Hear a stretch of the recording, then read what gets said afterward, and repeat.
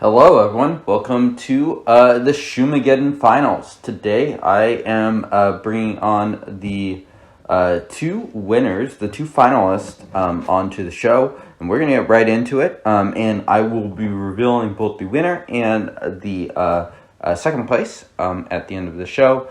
And I am very curious to see what these teas are and who the vendors are from.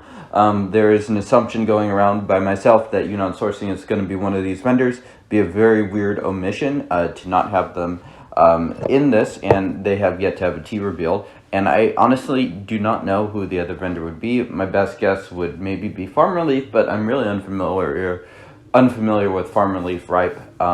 So it will be very interesting either way. So I have already done steep 1 here, again using 4.5 grams, 75 milliliters here. And we have Amused Scorpion here on my left, which won last round 3-2. And I have Bashful Shark here on my right, which also won its semi-final match by a very close score of 3-2 as well. Gonna take a quick smell.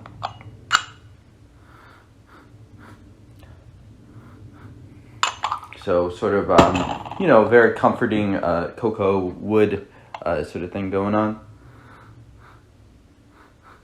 And Amused Scorpion continues to sort of come off as a little more complex. It seems to build a little bit slower than other teas, and potentially also a little bit less fermented than them. But it's been slowly winning. It's slow starter, as I said, but it has made it this far. So cheers, let's start with that.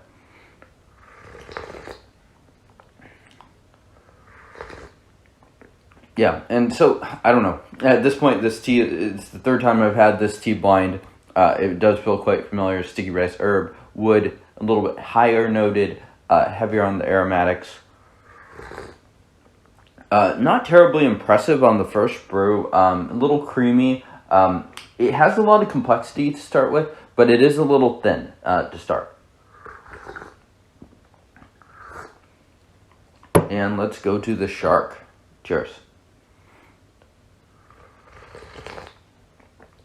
Yeah, so a lot heavier, a lot woodier, a lot more classical ripe.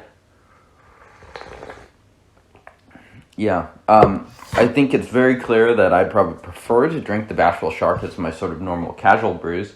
But the Scorpion is, it's made it this far, and for a reason too. It's beaten some good teas here. At this point, I'd probably say that the 5 teas that really stand out are these two and the other 2 semifinalists, both of which matches were 3-2. So that was the Manghai 7572 and the White 2 tea Camphornought were eliminated there. And then the Haiwan also I thought stood out as being a particularly decent tea. So I definitely prefer Bashful Shark pretty solidly on round 1. Perhaps no surprise, Amused Scorpion, I think, has lost steep 1 just about every time.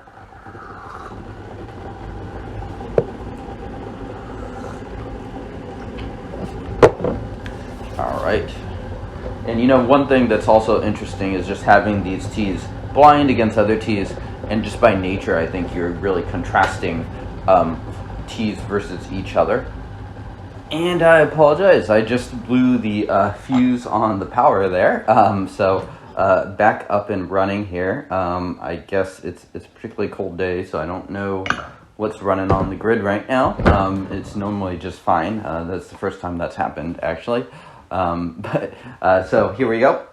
I just reboiled that. I'm brewing Amused Scorpion right here. Go for about 20 seconds. So Scorpion historically has been a very slow builder, so it's even in its first round, I think I preferred the tea it was up against in early on. Thickens up and brews a little darker color, as has been the case.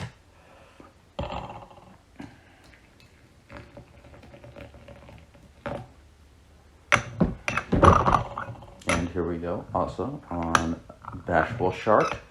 So we'll go for about 15-20 seconds there as well.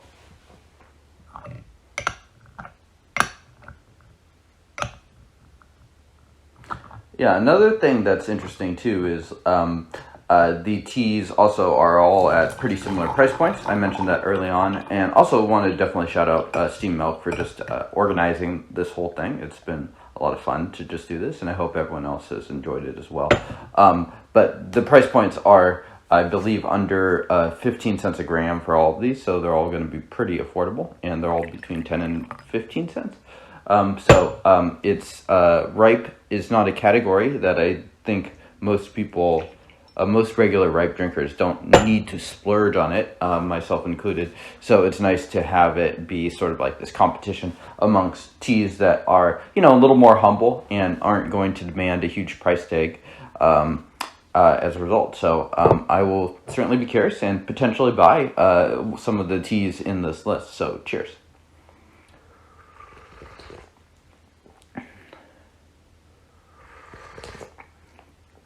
Thickens up nicely. Yeah, so still very classical, woody, creamy.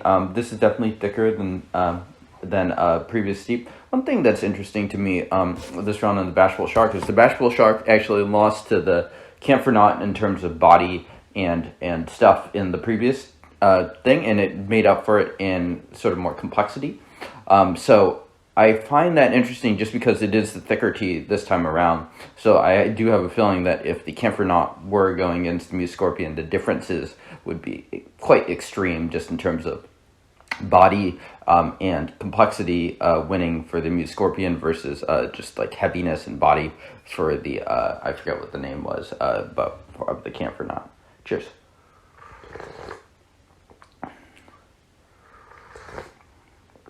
Developing just a good balance of thick texture and silkiness coming on. Yeah, a ripe that's definitely clean and ready to drink. Yeah.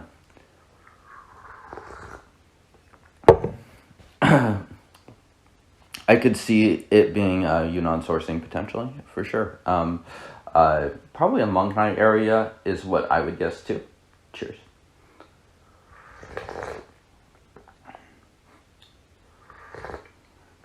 So just much higher noted. Yeah, even hints of fruit here. Yeah, really emphasizing sort of those aromatics, especially in this contrast between the two teas.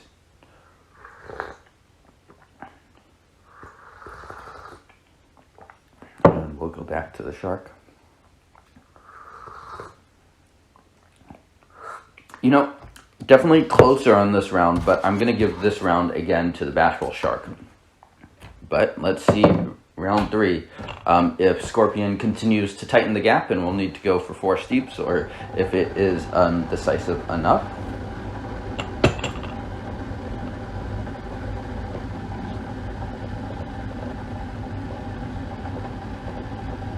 So if I had to guess right now, I would guess Bashful Shark is Yunnan sourcing and Muse Scorpion is formerly, but you know, who really knows? I think it's certainly possible that Muse Scorpion could be Yunnan sourcing too.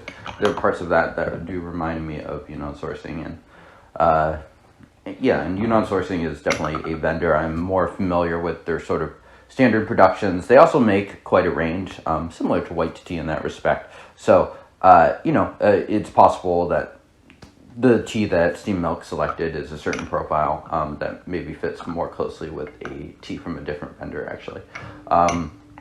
So we'll see. We will see.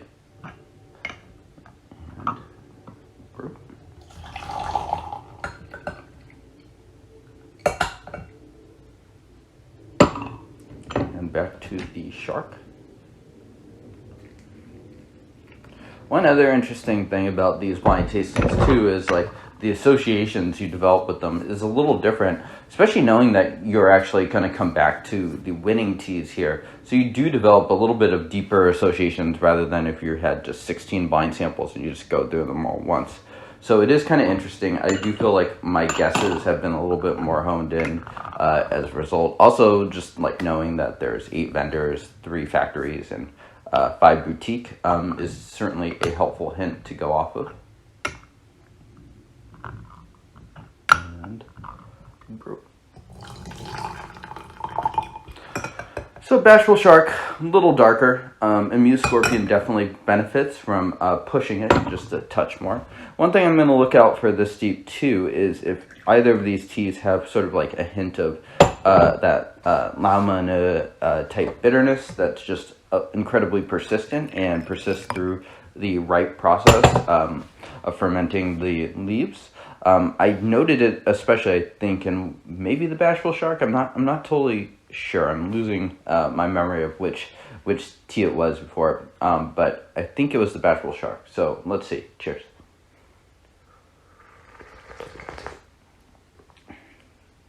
Yeah, this improves each steep, which is good. It still continues to be probably one of the lightest teas in terms of body, but good texture, good in just about every other respect. Like if you're choosing to Gongfu teas, Gongfu ripe in sort of like these smaller cups and you want to enjoy it with a friend, like this would be a good candidate for a TDB episode, whatever the Amused Scorpion is. Just because it evolves and there's a little bit more dynamicism to the session than your average ripe. Contrast would be the exact opposite, and a tea I still enjoy is the Camphornought, which was just very steady, steep in, steep out. So that'd be a fun one to just have a couple steeps, but with Denny, for instance, but there'd be no huge reason to, really see that tea evolve because it's pretty consistent, steep in and steep out. Nice sticky rice, herb aromatics to it.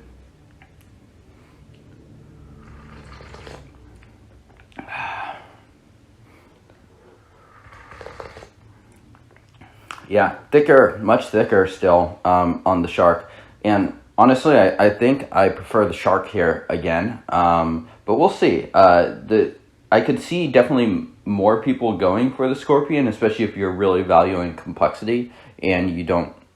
But for me, personally, I balance those aspects of it with what I just personally would prefer to drink. And I do like classical, normal, ripe. And I think in that sense, Bashful Shark,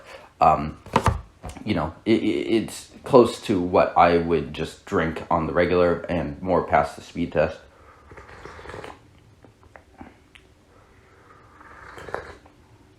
Yeah, thicker, but still brings enough to the table in texture. In fact, I think the texture, I almost prefer it versus the Scorpion as well.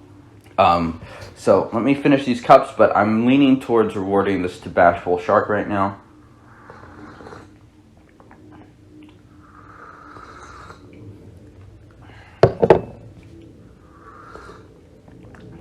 Yeah, definitely Bashful Shark is the winner. Okay, so let's see the big reveal. So we're going to start with second place, Amused Scorpion. Definitely a decent tea, and if you've been following, definitely one that might be interesting, just as probably one I'd recommend to more general tea drinkers. Okay, so I was correct. It is Farmer and Leaf 2019 Yongde. Interesting. Decent tea for sure. Heavy on that creamy aspect, and in the past I have really enjoyed like a 2012 Yongde that had a lot of like creamy notes to it. So it's northern material, not Munghai area. So Bashful Shark. Let's see what the winning tea is. My guess is Yunnan sourcing. If I had to guess, maybe Wang, maybe Haiwan, something like that.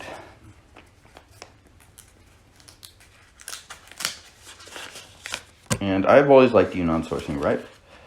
And it is the 2021 Wang. Okay, so, and I do think it does have a little bit of bitterness, but again, it's well integrated in a way that I like, and that would have been a tip way for Yunnan sourcing as well. So there you have the winners. So Yunnan sourcing 2021 Wang is your winner of the blind tasting. Funnily enough, I actually did get a cake recently during Black Friday that is sitting currently right behind me. So I will not need to rush out and purchase it because I have it right there. So funnily enough, I have not even drank it. So I did have this tea once before with a friend, but I haven't, it's not one that I personally worked into my morning routine, but clearly a quality tea. I was a big fan of, I believe, their 2019 Wang. So yeah, solid tea, Farmer Leaf Yongde, also an interesting tea, especially if you're someone that doesn't need the ripe to have like a super heavy base to it. That's really the only thing that I find to be a little lacking on the tea, is like it just lacks a little bit of that ripe classicalness that I really enjoy. Okay, well, that wraps up Shumageddon from my perch here over at TDB. They are doing the bracket separately, a bunch of people, so I'll be really curious to see what wins over there.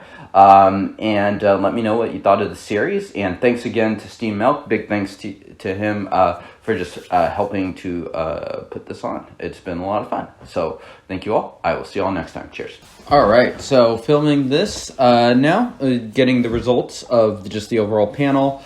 So we have a different final, obviously, than mine for their final. Debonair Skunk, which is the Monghai Tea Factory tea, beat Glowing Spider, which is the Crimson Lotus tea, 23-12. So fairly decisive. Yeah, just wanted to talk a little bit about my takeaways here.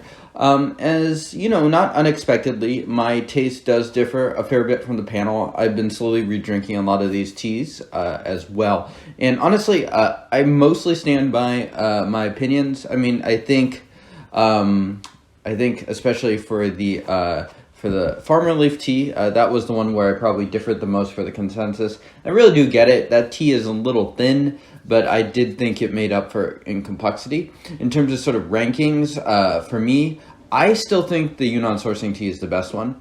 So that's the Bashful Shark. I would probably put that in the tier 1A. And then I'd probably put the 3 factories, as well as the, maybe with the Monghai being the best of the factories, with the Farmer Leaf and white tea. Both of those two being sort of like these idiosyncratic, if you like it, great, but totally can understand if you don't. The big factories are a little bit more broad in their appeal. Yeah, so I'd put those 5 together, and then probably the last 2 sort of off on their own, which they're just not my favorite. Probably the Bitter Leaf one is my least favorite of the 8 for sure. Whereas looking at the results of the panel, I think Big Factory is clearly the winner here. So Dayi won, and followed by the Crimson Lotus, and the semifinals was Xiaguan and Haiwan. So you have 3 of the factory teas, 3 of the factory teas in the final 4. So that's kind of interesting to see the consensus sort of just surround those teas. So yeah, overall, a really interesting drink through. So thank you again to Steam Milk for putting this on. A lot of fun. If he does it again, I would totally be down to do it. I know it's a lot of work, so I can hardly blame anyone if they choose not to. Let me know how you like these tastings, if you found it interesting at all. Just sort of seeing me go through my thought process of them. Some really overall quality ripes, and I look forward to bringing on some more ripe on as more of just a normal drinker in my good old now replaced Big Blue Pot. Yeah, so thank you all for tuning in, and cheers.